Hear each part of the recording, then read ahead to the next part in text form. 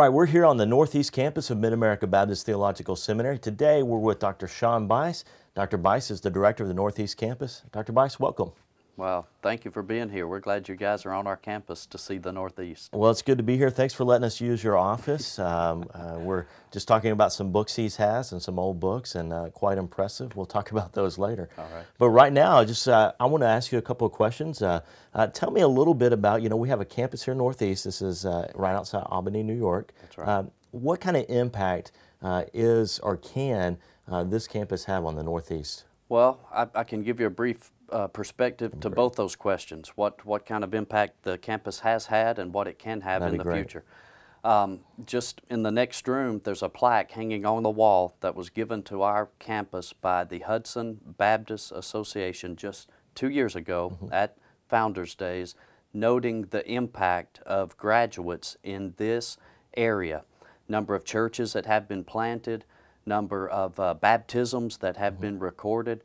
And so since the campus has been here since 1988, this one association has grown from about 2 churches to almost 29 churches. Wow. And many of those churches have been planted by our students, our graduates here in the Northeast.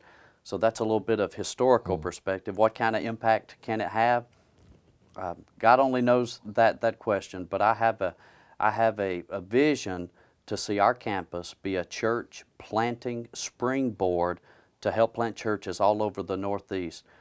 Over the past year and a half, Brad, I've read 3 articles, research that's indicated you are seated right now in the most unchurched region. Wow. In the whole U.S., wow. the Northeast. And so we have a huge opportunity in a missions and church planting context to see God use our students in a significant way. Wonderful. Well, a minute ago I visited with Dr. Christian, asked him a question. I want to hear your perspective on it too, which is this: what do you still see any results from the Great Awakening, or has that disappeared around here? Wow, well, that really is a good question. The short answer would be yes. I think there are still results. The more extended answer, or to explain more broadly, would be they're minimal at the best. Where you see, even today, remnants of the Great Awakening, unfortunately, there are churches that were built that are now bookstores, wow. antique shops, or even bars. Wow. Churches whose doors have closed. So there are remnants, yes, and I think part of what we see spiritually, to some degree, is a result of the Great Awakening. But again, the results or the lingering effects at this point are minimal. Well, let me just kind of shift gears a little bit. This campus is, can you just kind of tell us a little bit about it, the actual facilities? This building was finished in 1989. In fact, last year at our Founders Days in August of 2009, we celebrated the 20th birthday anniversary of this building. We have a 15,400 square foot facility with a chapel that will hold about 140. Wow. You can squeeze 150 in on a good day. Our library has roughly 24,200 volumes. Wow. That are accessible to our students.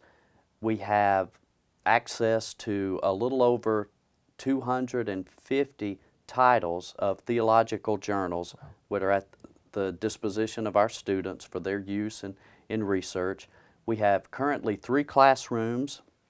We have a nice new student lounge and new computer lab area for our students, 4 brand new computers, and so we're excited about that addition to our campus. And we also house in our building the offices for the Hudson Baptist Association. And so it's exciting to have that kind of partnership and be able to offer to our local association offices in our building. Wow. So it enhances our work together with the association. Well, great. Now, can you just kind of give us an overview about your faculty here on campus?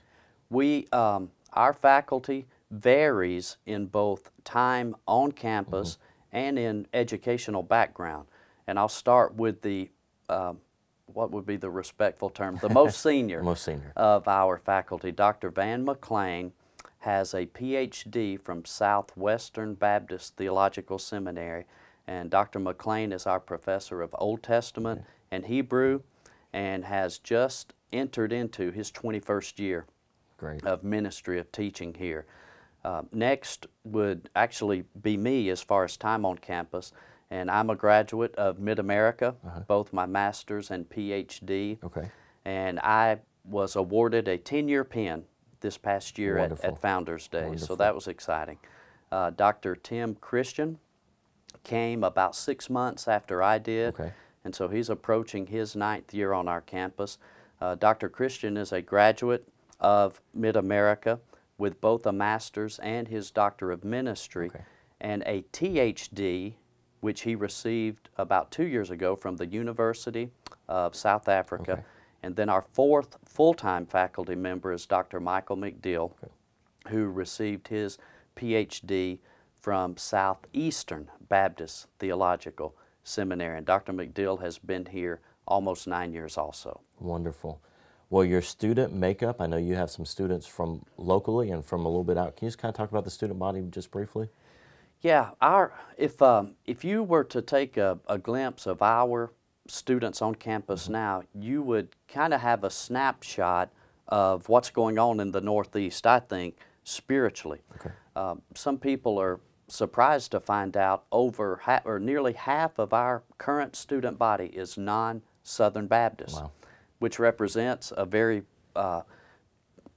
it's a picturesque concept of the reality here, that we don't have the large Southern Baptist pools to draw from for students. And so half of our students are non-Southern Baptists. Now, within that half, they could be conservative Baptists, independent Baptists, and even more broadly, we have non-denominational students from churches in this area that have no denominational affiliation. Then the other half of our students represent Southern Baptist churches from various locations here in the Northeast. We have a guy here now who's from the Buffalo area, which is about a 5-hour, maybe a little over 5-hour drive from where we are currently located. Wonderful. Well, let me ask you this. I got 2 more questions I want to ask. One is this, for a prospective student, why should they come to this campus? Well, I try to tell prospective students 2 things about Mid-America and our campus specifically. Number one, Mid-America is more of an education. It's a passion. It's a passion for God, it's a passion for His Word, and it's a passion for His world. The second thing I tell students, prospective students for our campus, is we offer an education here without walls. Now, what do I mean by that? I don't mean that you come and get a degree without studying. Certainly, you have to sit in a classroom. But as I mentioned a moment ago, with current statistics, you are in the most unchurched region in the U.S., and you've got an opportunity not only to learn about ministry in a classroom setting, but an opportunity to do ministry and to have an opportunity to be a part of a church plant or a church that needs help in the most unchurched region in the U.S. So those are a couple of good reasons, besides the financial component and the opportunity to get a quality education for an inexpensive cost. So those are a couple of reasons. Let me ask you one more question. That's this. If you were to say, this is what I want to leave with a student, or this is what I want to instill in a student, what would that be?